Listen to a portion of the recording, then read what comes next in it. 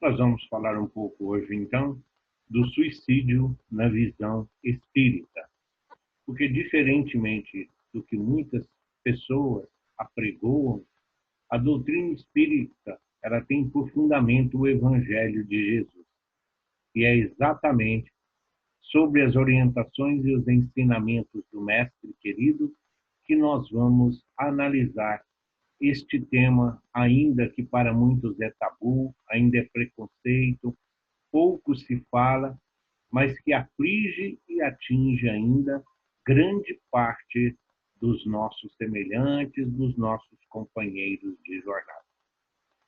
No Livro dos Espíritos, nas questões de 943 a 957, Allan Kardec discute o tema apontando as causas e as consequências deste ato sinistro.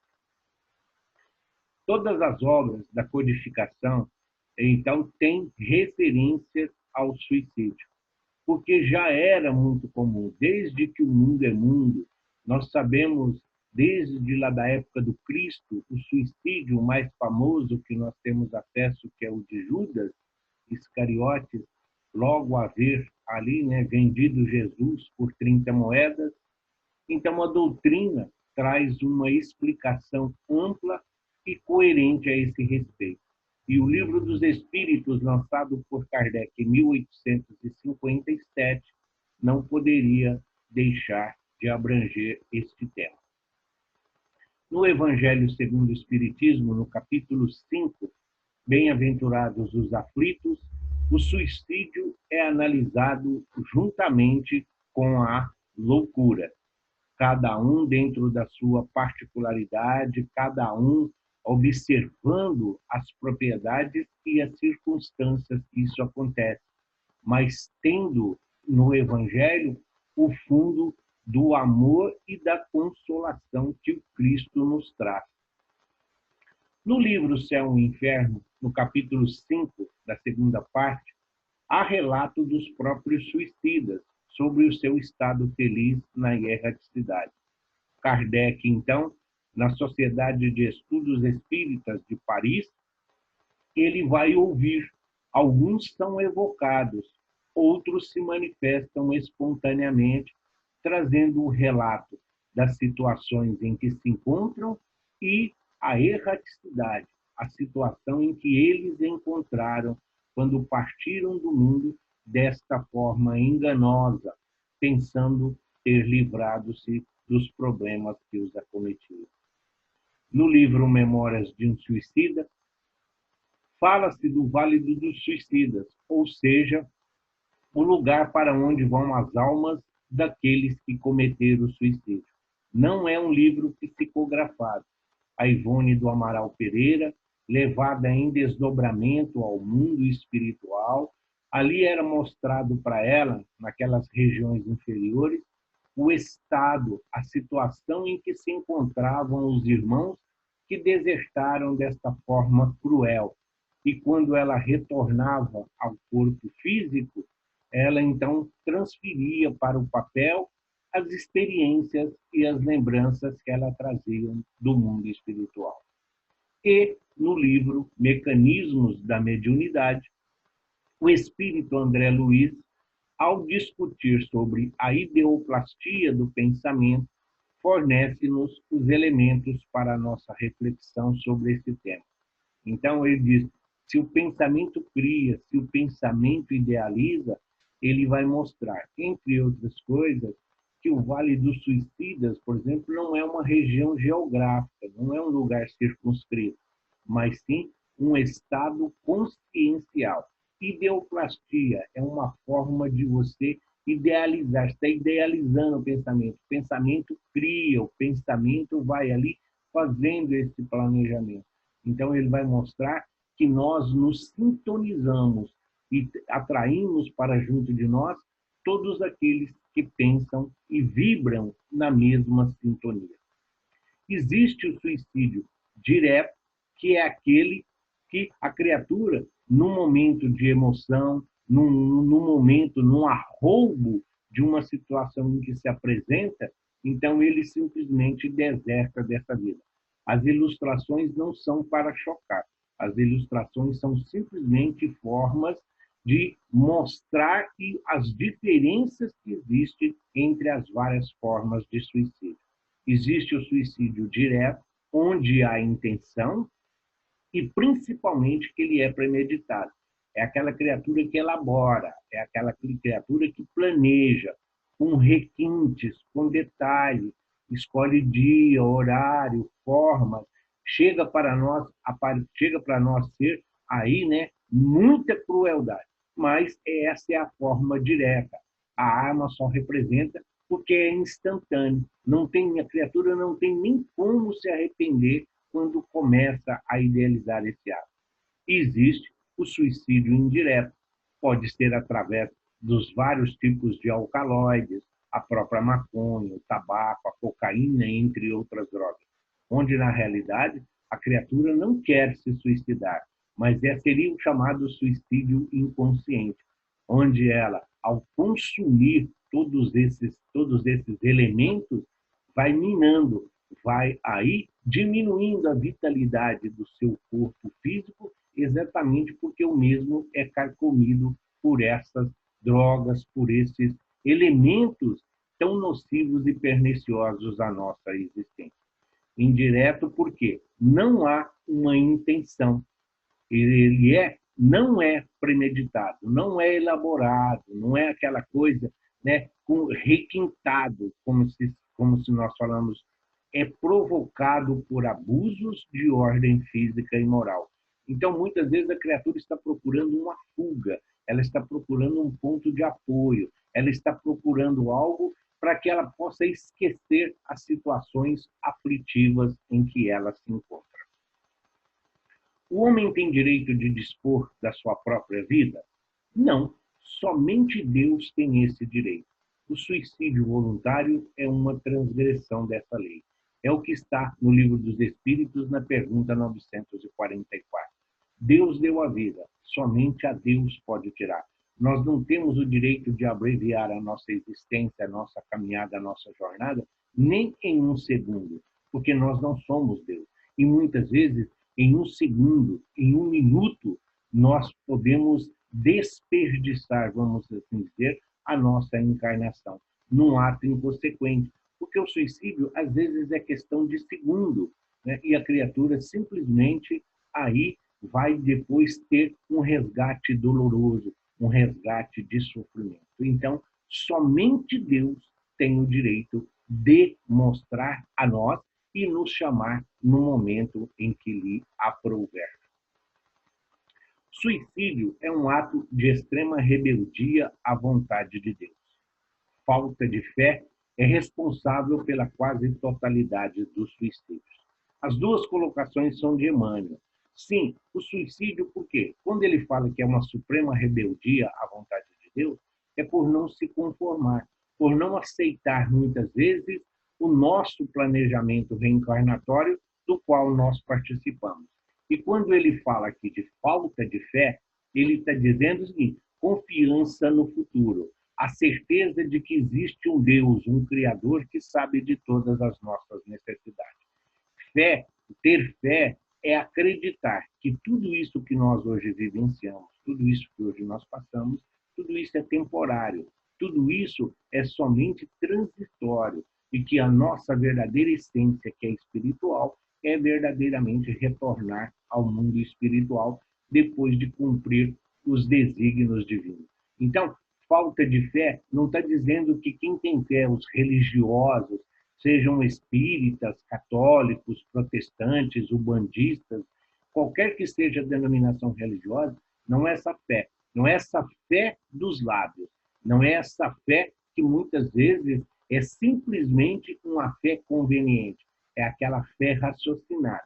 A certeza de que existe uma vida depois da vida e de que nós somos responsáveis por todos os atos da nossa existência.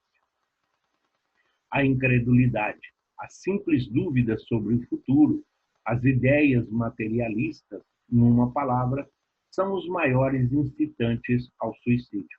Ocasionam uma covardia moral. Então, o Evangelho, lá no capítulo 6, ele traz exatamente essa colocação. Por não acreditar numa vida futura, por não acreditar numa vida depois da vida. As doutrinas espiritualistas, mesmo pregoando que existe algo que sobrevive ao corpo, seja uma alma, uma inteligência, um espírito, que existe uma energia que continua, mas muitas vezes essa matéria, aquelas criaturas que pensam que existe somente essa existência, que somente nessa existência nós teremos as condições de alcançar a plenitude, a perfeição. Então, essa incredulidade, essa inveracidade, muitas vezes daquilo que nos é passado, leva as criaturas, muitas vezes, a desertar da vida por esta forma enganosa. Algumas razões para o suicídio. E é claro que nós não estamos aqui linkando, nós não estamos aqui traçando nenhum paralelo, nós não estamos aqui colocando isso como verdade, nós estamos falando que está entre os itens mais pesquisados, entre as referências que os nossos irmãos suicidas nos trazem do mundo espiritual, através das situações em que eles encontram, nós então encontramos algumas razões, e entre essas razões as mais comuns são fugir do sofrimento, não sofrer mais. A pessoa pensa que ao desertar da vida, ao cometer o suicídio, aquilo que o aflige, aquilo que lhe causa tanta dor, aquilo que lhe causa tanta mágoa, que ele simplesmente vai deixar de acontecer. Então, ele não é que ele quer morrer, na realidade, ele quer se livrar da dor. Ele não quer mais aquele sofrimento. E por não enxergar outra solução e do desconhecimento da vida espiritual, o leva a agir desta maneira. Incapacidade de resolver problemas. Tudo existe uma solução. Às vezes nós precisamos mudar o foco, nós precisamos mudar o objetivo. Então, se nós ficarmos olhando somente dentro desse prisma, somente dentro de um ponto de vista, isso dificulta e muito a compreensão. Por isso, o diálogo, por isso a pesquisa, por isso o conhecimento, por isso a informação é muito necessário. Porque, às vezes, uma criatura, seja uma música, um diálogo com um amigo, uma situação em que a gente vive, mostra-nos a solução que estava muito perto de nós e que nós, por estarmos envolvidos na situação, não conseguimos enxergar. Desequilíbrios físicos, psíquicos e espirituais. Então, aqui você junta 3 fatores muito importantes, que é o físico, que é a matéria, que é um instrumento do espírito para a sua evolução. O psíquico, que é preciso lidar com as informações, com a ética, com a lógica, com as leis morais da vida da qual nós estamos sujeitos. E espirituais, onde nós sabemos que vivemos cercados por uma multidão de testemunhas, como nos afirma e nos assevera Paulo de Tarso. São as influências espirituais, são as sugestões, e por que não dizer das obsessões de desafetos e adversários. O materialismo, que representa aqui o desgosto pela vida. Então, existe só essa existência, a busca incansável pelo conquistar, pelo ter, né? Manter-se em evidência, a importância que muitas vezes nós damos à opinião dos outros. Então, a criatura, às vezes, passa a vida tendo tudo e não sendo nada, porque não aprendeu a ser, mas simplesmente a ter. Suicídio é uma desastrada fuga. O autoaniquilamento situa-se como uma porta falsa, em que o indivíduo, julgando-se libertar-se de seus males, precipita-se em situação muito pior. Então, essa porta é enganosa. Quando Jesus nos disse lá no seu evangelho de amor, batei e abrir-vos-se-á, mostra a necessidade de nós sabermos em qual porta nós estamos batendo. Por isso não devemos bater em porta desconhecida. Uma vez que a porta se abre, é preciso saber o que tem do outro lado.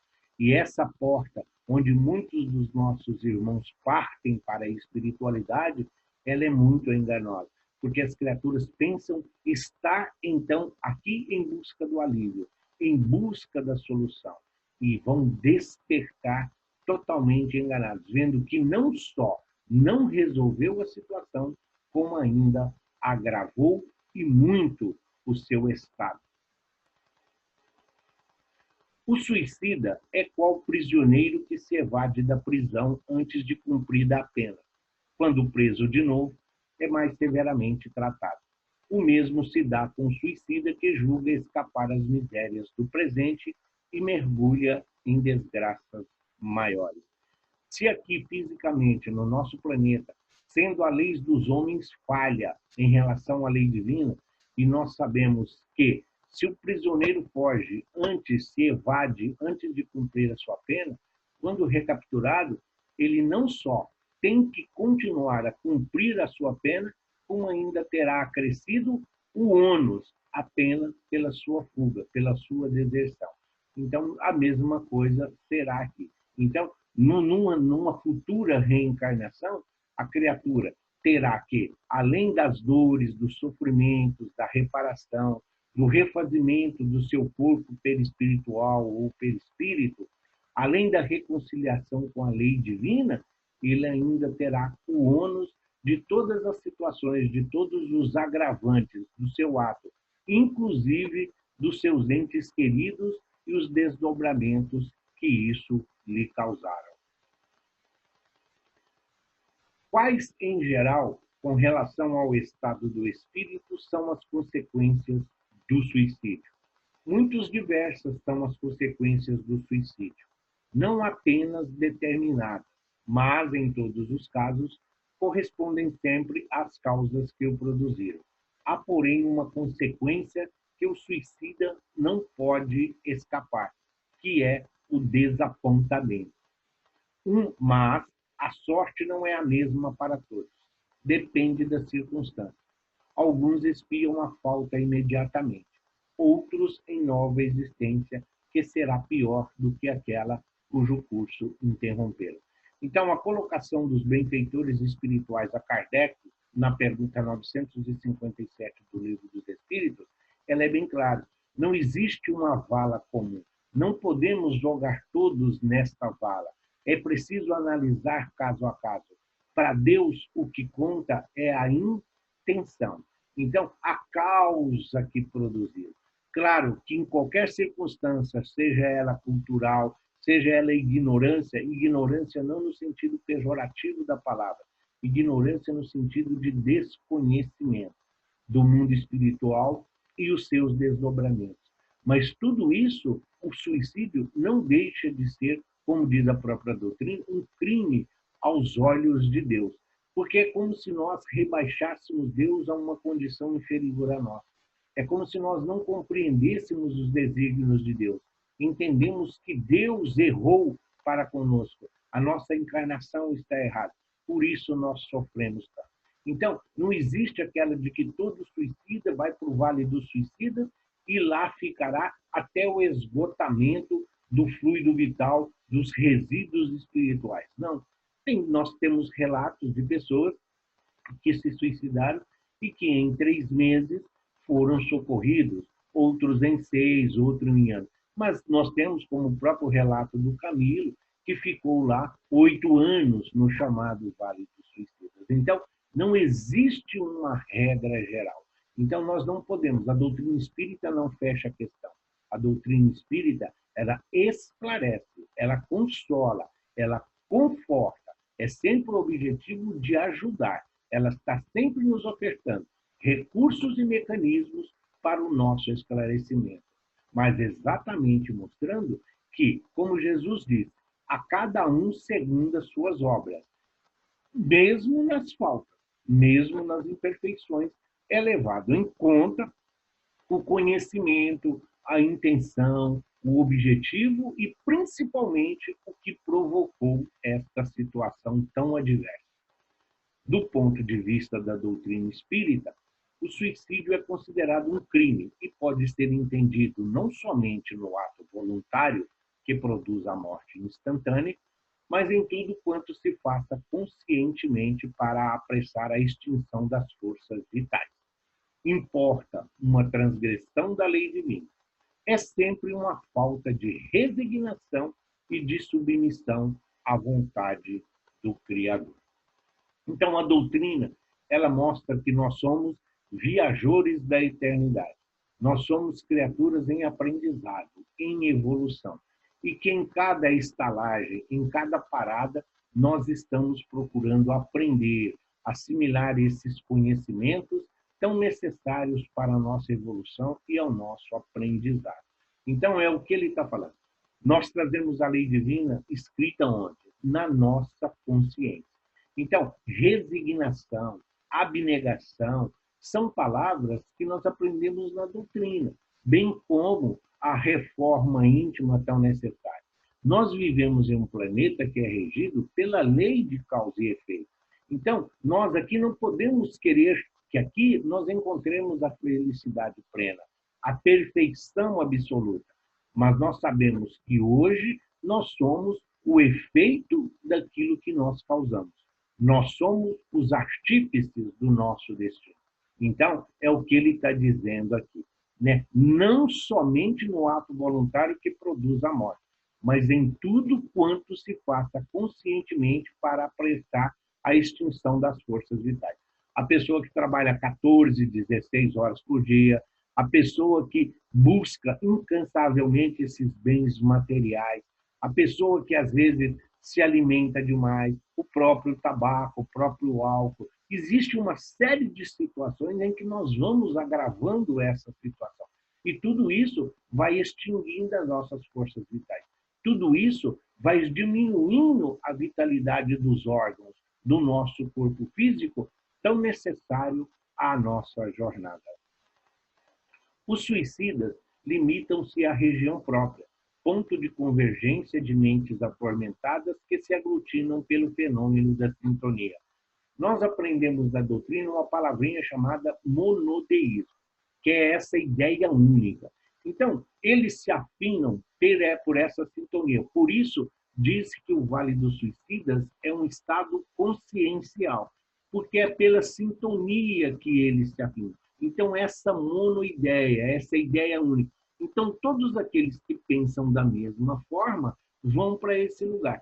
Além de terem em comum o fato de terem se suicidado, não importa a forma, mas tem essa, além do arrependimento, além da descoberta de ver que continuam todas as situações aflitivas que eles pensavam acabar, então é essa sintonia, todos eles estão ali com a mesma ideia.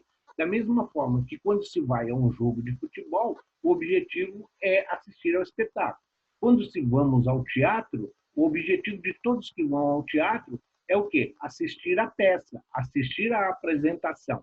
Então, a mesma coisa é aqui. É a sintonia. A ideia é a mesma, a ideia é única, chamada monoideia. Ao tormento de um, adicionam-se as vibrações dos seus iguais. Então, eles se encontram, eles se entendem, eles se afinam. É até mesmo, até nessas situações, nós conseguimos encontrar a misericórdia divina. Na dor e mesmo nessa rebeldia, acaba um com sua dor, com seus relatos, um auxiliando o outro. Loucura completa sem perder a consciência, porque não perde. Então, vai aos poucos, a partir do momento em que eles despertam e abrem os olhos, eles vão vendo que só não encontraram a solução que buscavam, como mantêm-se conscientes. E com o passar do dia, eles vão aí, né, tendo acesso a essas informações e compreendendo todos os desdobramentos desse chamado tresloucado ato, essa fuga tão enganosa que eles buscaram como solução daquilo que o afligia. No Vale da Dor, cada habitante traz os estigmas do sofrimento lacinante e enlouquecedor. Cenas de afogamentos, enforcamentos, tochas humanas, estampidos de arma de fogo ou vísceras expostas. Então, é o que ele está dizendo aqui. Essa imagem que nós estamos faz parte do projeto Imagem do Américo Sucena, e exatamente para ilustrar o Memórias de um Suicida, o ato do Camilo Castelo Branco ao, né, disparar a arma em seu ouvido. Então, o tempo todo que ele ficou ali naquela situação, então ele relata lá para Ivone ouvia o estampido a todo momento e o sangue jorrando. Então, é o que ele está dizendo. Não importa, seja por afogamento, enforcamento, aqueles que atearam fogo ao corpo por algum fluido, por alguma forma, né, de combustível, ou seja, né, como são os samurais, vísceras expostas, aqueles que fazem uso de armas brancas aí, né, para poder violentar o próprio corpo. Então, são sintonias vibratórias desta região. Então, não é que existe um lugar para quem foi arma de fogo, para quem ateu. Não, é comum a situação. É o gênero de morte que os afina. É o gênero de morte que propicia a eles essa aglutinação nesta multidão aí de arrependimento. O suicida, vibrando poderosamente na imagem retida na memória, formada no instante dramático do suicídio, materializa esse momento no ambiente, retalhando não somente o corpo, mas também o perispírito. Para nós, estudantes, para nós adeptos, para nós que professamos essa doutrina bendita, consoladora e esclarecedora, então nós sabemos que temos um perispírito que nos acompanha no mundo espiritual. É onde está a nossa memória espiritual. Todas as referências nossas estão no perispírito. E esse ato do suicídio, qual seja a sua forma, afeta diretamente o perispírito. O perispírito ele é violentado, ele é mutilado e exige para isso uma reparação. Então, muitas vezes, reencarnações futuras de suicidas vêm em formas penosas, idiotia, vêm com síndromes, deformidades, aleijumes, mas longe de ser um castigo, é uma dádiva divina, é uma bênção divina para o refazimento do corpo espiritual, para o refazimento, para o realinhamento do perispírito, que é muito necessário, é fundamental na composição do nosso corpo físico para que possamos continuar a nossa jornada. A situação do suicida tem analogia com a dos criminosos, muitas vezes é ainda pior. O suicídio é uma covardia, um crime cujas consequências são terríveis. Segundo a expressão de um espírita, o suicida não foge ao sofrimento senão para encontrar a tortura. Cada um de nós tem deveres, uma missão a cumprir na Terra, provas a suportar para o nosso próprio bem e a nossa elevação. Então, quando Jesus nos assevera, quando Jesus nos diz lá no Evangelho, que já não serão mais os profetas, já não serão mais os missionários que virão, mas ele diz, as pedras falarão, os túmulos falarão. Jesus não está se referindo a um túmulo de pedra lá no cemitério. Jesus não está se referindo à pedra que ficou lá fechando a caverna onde estava Lázaro, que era muito comum naquela época. Né? Claro que Lázaro não estava morto. Estamos nos fazendo referência ao local. Então, quando Jesus disse as pedras falarão, os túmulos falarão, ele está dizendo que o espírito, que aqueles restos mortais, aqueles restos materiais, aqueles resíduos físicos que um dia abrigou o espírito, que está ali em decomposição, Jesus está dizendo que o espírito que habitou aquele corpo virá nos dar os esclarecimentos, virá nos trazer os relatos da sua situação, do como ele se encontrou, de como ele está, como ele encontrou o mundo espiritual e as consequências do seu ato. Então, é essa a oportunidade, é essa a grande diferença que a doutrina espírita tem em relação a muitas outras. Porque ela oferece esse intercâmbio, esse diálogo entre o mundo espiritual e os encarnados. Então, claro que nem todos os que aqui ficam têm condições de receber esses relatos dos seus entes queridos, dos seus familiares, porque isso desestruturaria, tudo isso causaria uma desarmonia, um desequilíbrio. Mas nós sabemos, então, a importância do diálogo, a importância das casas espíritas está exatamente em ofertar a esses irmãos uma oportunidade de socorro, de auxílio, de amparo e de esclarecimento, mostrando que a misericórdia divina nos acompanha onde e com quem nós estivermos. Procurar subtrair-se, libertar-se dos males terrestres antes do tempo marcado, é violar a lei natural. E cada atentado contra essa lei traz para o culpado uma violenta reação. O suicídio não põe termos aos sofrimentos físicos nem morais. Por isso a importância. Quando Kardec publica o Livro dos Espíritos, ele mostra o quê? O mundo espiritual. Se existe um mundo espiritual, existem normas e leis que o regem. E a doutrina espírita vem exatamente nos mostrar isso. O mundo espiritual, como nós devemos nos comportar. A Terra é um reflexo imperfeito do mundo espiritual, mas nós estamos aqui em aprendizado. Todos nós estamos no planeta Terra para reparação de erros, de perfeições, de equívocos e de enganos. Mas todos nós estamos aqui para nos reconciliarmos com a lei divina que um dia nós burlamos. Então, quanto mais hoje nós fugirmos desse preconceito, desse tabu, dessa discriminação, quanto maior for o esclarecimento de que existe vida depois da vida, de que nós somos responsáveis pelos nossos atos, de que toda dor, por maior que seja, existe dia, hora e lugar para acabar, então mostra isso. Porque as criaturas partem para o mundo espiritual desta forma enganosa, tentando pôr fim ao seu sofrimento e, às vezes, às suas decepções.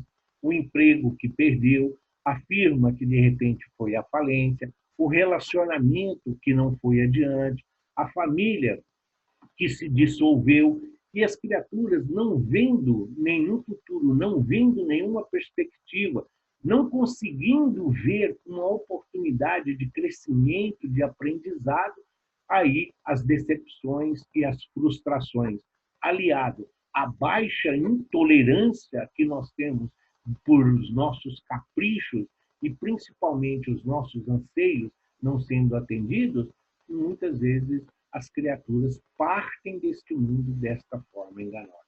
A maioria nós devemos considerar que os nossos irmãos que suicidam, na realidade, eles estão muito mais carentes de amor, muito mais carentes de atenção, de explicação, de orientação, do que propriamente por serem maus. Maus nenhum de nós somos, mas somos criaturas imperfeitas. E quando Jesus nos disse que nós devemos amar ao próximo como a si mesmo, ele está dizendo da nossa responsabilidade para com os nossos irmãos, sejam quais forem a sua situação. O suicida não é somente aquele que, acionado pelo desconcerto da emotividade, se arroja no desempenhadeiro da autodestruição física. Esta melancolia que te busca os painéis da mente, tecendo as malhas da depressão, é sinal de alarme que não podes desconsiderar. Então, o suicídio em si, ele é o último ato, ele é o ápice, ele é o encerramento de um planejamento, de uma elaboração, de uma idealização. Muitas vezes, esta criatura que está partindo ou que partiu para o suicídio, há muito tempo ele vem dando sinal. Quando nós conversamos com entes queridos, com familiares que aqui ficaram, muitos deles nos relatam o quê? Um dia ela falou mesmo, ela lamentou, falou que estava cansado, que não aguentava mais, que qualquer hora ia se matar. Ela lamentou mesmo, estava decepcionada com isso. Estava frustrada por aquela situação. Então, volvemos os nossos olhos para aqueles que estão ao nosso lado. Tenhamos para com os nossos entes queridos, para com os nossos amigos, colegas de trabalho, tenhamos para ele compreensão. Olhemos nos olhos das criaturas que caminham conosco. Quando Jesus nos disse que os olhos são a lâmpada do corpo, é porque quando nós olhamos nos olhos dos nossos irmãos, nós nos vemos lá. Então aí mostra o tamanho da nossa responsabilidade. Então as criaturas vêm dando sinal, vêm pedindo socorro, vêm pedindo ajuda, vêm pedindo orientação, vêm pedindo esclarecimento. Mas na correria do mundo atual, nesse imediatismo, neste consumismo que ainda assola a nossa humanidade e a atual sociedade, muitas vezes nós não temos olhos de amor e de compreensão para os nossos irmãos. Para ouvir, basta ter audição. Para ouvir, basta que tenhamos audição. Para escutar, é preciso ter amor. Escutar é ouvir com amor, é ouvir com consolação, é simplesmente acolher as criaturas. Então é preciso amor para que nós possamos distribuir a quem necessita e de que nós se aproximamos. O suicídio decorre do gesto alucinado, levando a vítima a perder os contornos da realidade. Choca e produz comoção geral. O suicídio lento, desgastante e fatal, porém, passa despercebido. Então, aquela criatura que pula do prédio, aquela criatura que pula em frente ao metrô, aquela criatura que muitas vezes faz uso da arma de fogo, bem, mas e aquela criatura que vem? Porque muitas vezes na depressão, a criatura que está depressiva, ela sorri, ela trabalha, ela se alimenta, ela toma banho. Então, ela faz tudo que uma pessoa normal faz. Só que nós não estamos vendo o seu interior. Nós não estamos vendo as suas aflições, nós não estamos vendo aquilo que está carcomendo espiritualmente, emocionalmente. Porque fisicamente, vamos assim dizer, ela está normal. Então, a importância que tem para nós o conhecer-se a si mesmo. É preciso conhecermos os nossos semelhantes, é preciso conhecer aqueles com quem nós convivemos. É esse o suicídio lento. É aquela criatura que vem ali, ela vem dentro de uma constante, ela vai alimentando aquela situação até que chega num ponto irreversível. Por quê? Porque vai atraindo pela sintonia todos os irmãos que estão nessa mesma faixa vibratória. E de uma forma ou de outra, acaba sofrendo a influenciação e as sugestões para consumar o ato tão nefasto.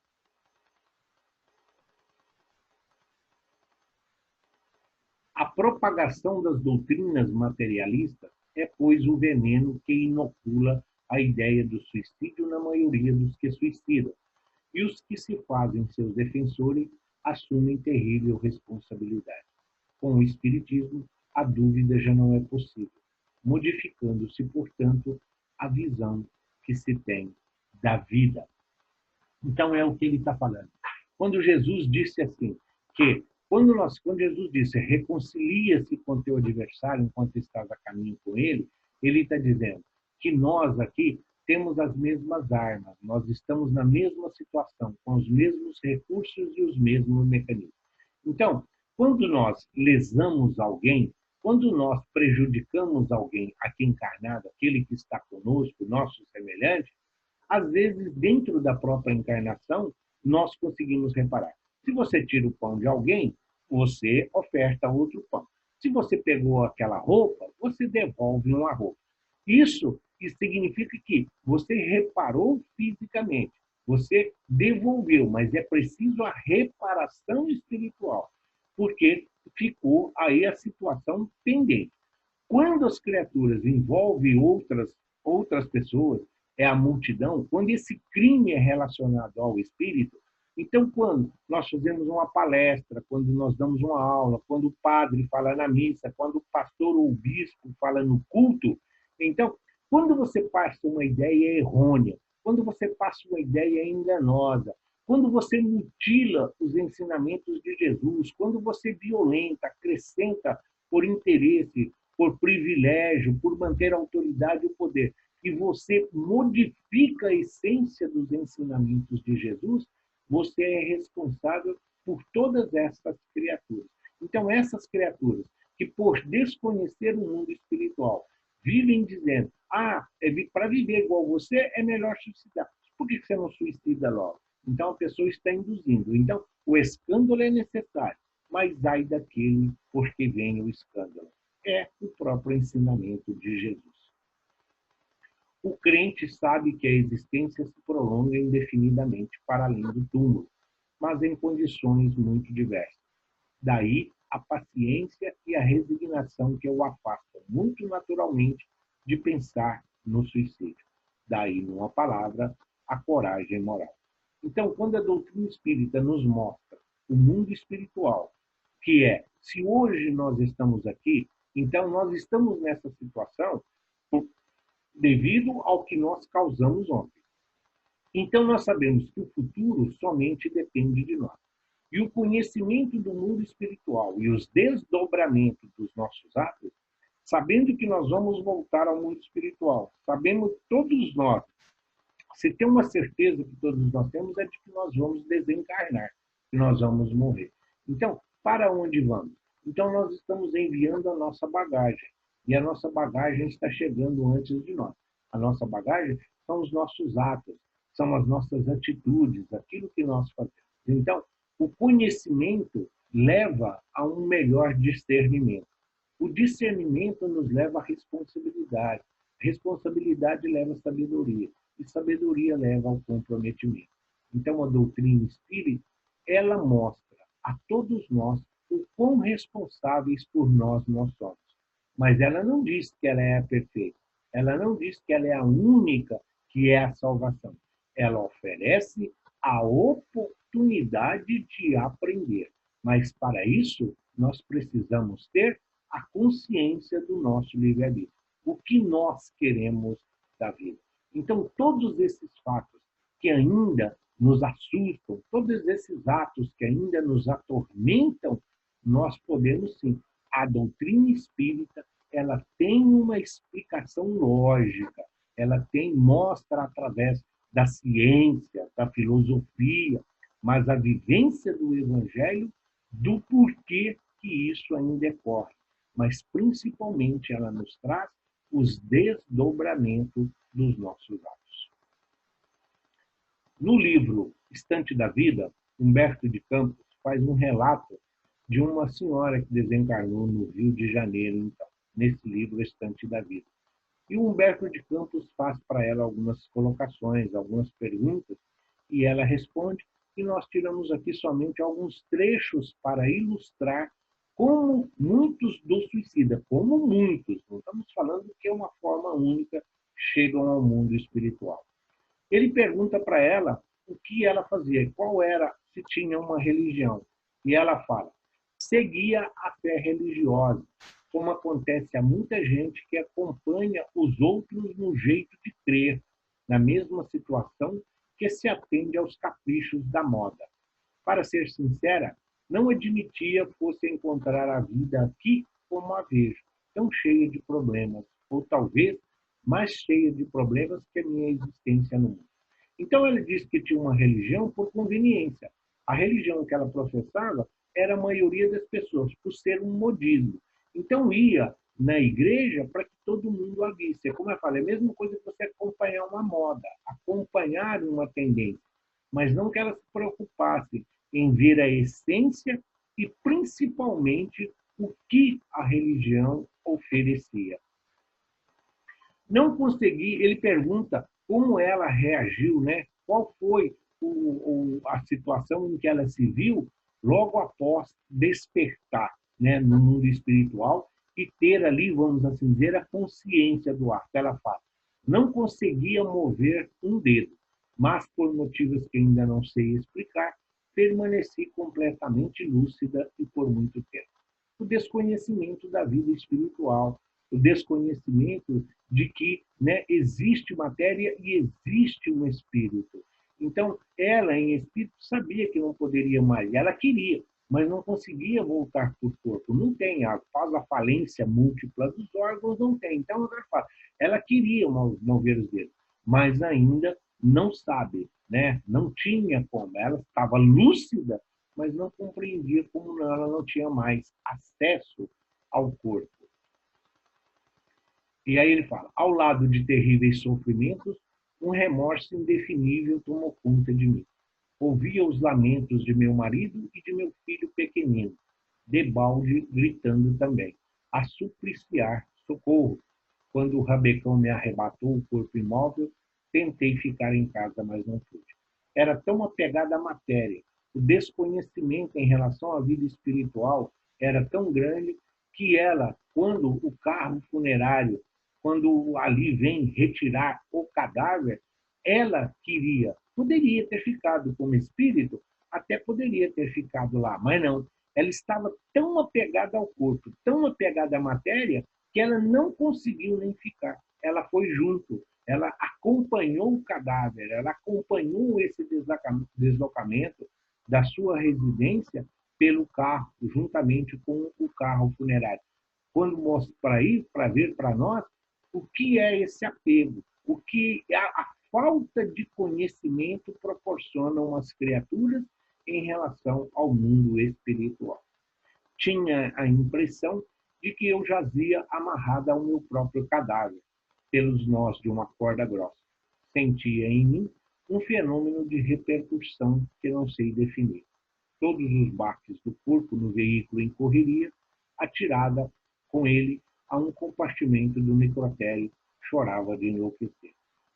Ela, tão apegada, estava tão ali, grudada ao corpo físico, que todos os balanços, curvas, buracos, né, obstáculos que o carro passava, tudo aquilo que acontecia com o corpo, ela sentia como se ela tivesse ainda viva, como se ela tivesse ela sendo transportada, para ver o total desconhecimento do que significa um espírito.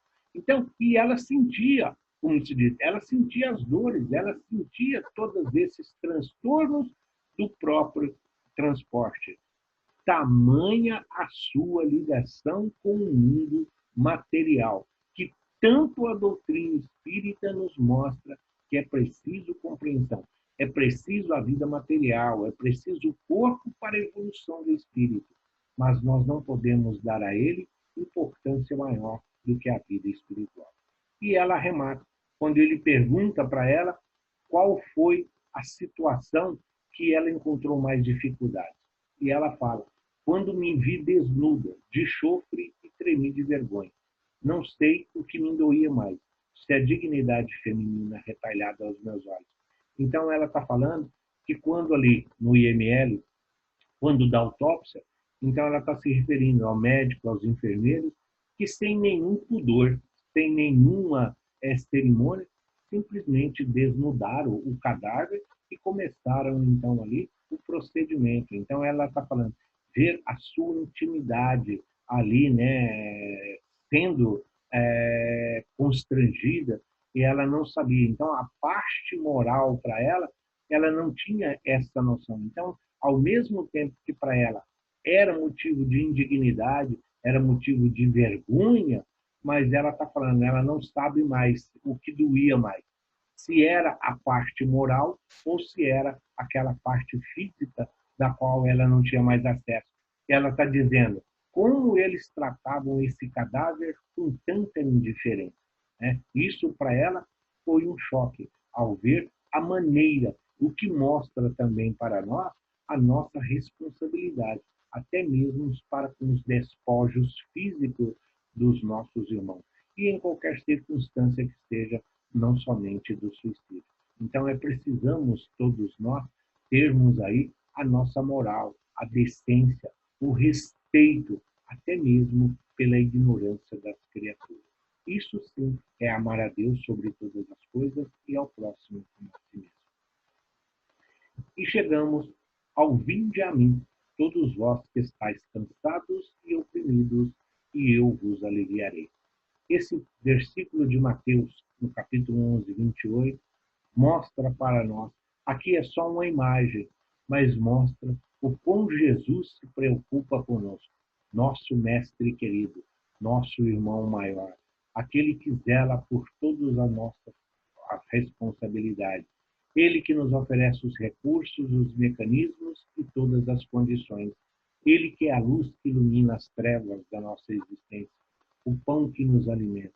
Então, quando a dor, quando o mundo nos afrontar, quando a dor vier nos visitar, quando o sofrimento bater à nossa porta e nós, por desconhecimento, o convidamos a entrar, vamos também ter esse conhecimento de que Jesus é o nosso companheiro de todas as horas.